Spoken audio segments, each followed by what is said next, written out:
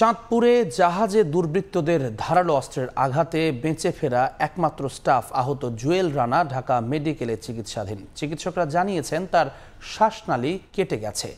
অপারেশনের মাধ্যমে গলায় টিউব বসানো হয়েছে শ্বাস নেয়ার জন্য। এছাড়া প্রচুর রক্তক্ষরণ হয়েছে তার। হাসপাতালটিতে তদন্তকারী কর্মকর্তাদের নোট লিখে ঘটনার বিবরণ দিতে দেখা যায় জুয়েলকে।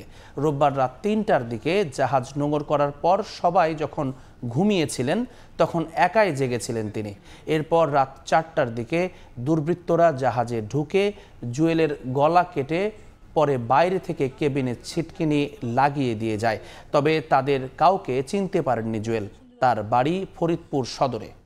একজন লোক বাসা আছে, তার নাম জুয়েল। এখন ঠিক করে আসে পরে আমাকে পরে এসআই আছে না, হ্যাঁ আমাকে ফোন দিচ্ছে। ওর কাছে নাম্বার নিয়ে, বাড়ির নাম্বার নিয়ে ওকে ফোন দিচ্ছে। সে আমাকে বললো যে আপনারা এসে আসেন, ঢাকা হাসপাতালে আসেন, ওরা এই জায়গায় নিয়ে আসতেছি চাঁদপুর থেকে।